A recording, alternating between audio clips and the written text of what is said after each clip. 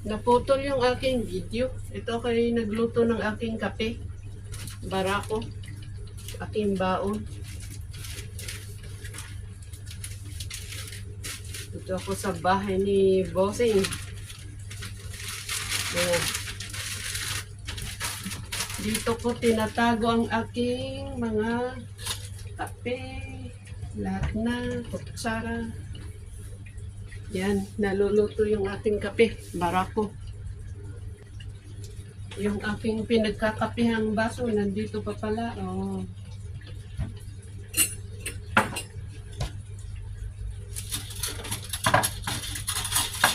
Aking stirrer, nandito. Ano ba, dami ko pang kalat, dito na iligpit.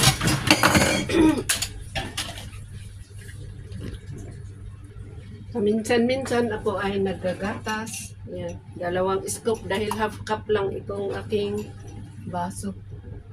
So, yan. Naluto na po yung ating kape. Parang hindi na po. Yan. Yung ating gatas ay non-fat milk. Yung tawag doon, skim milk. Painitin muna natin doon.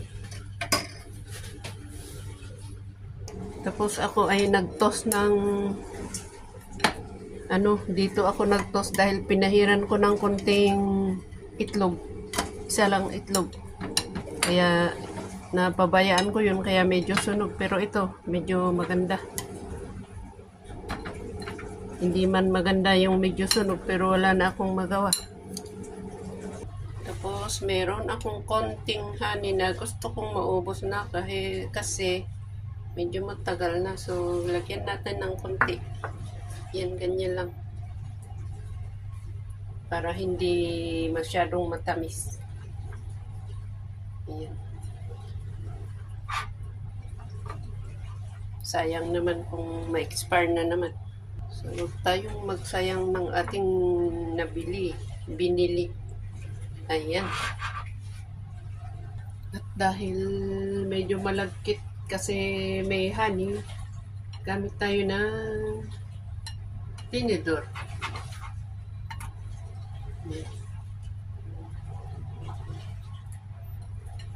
Kain na po tayo.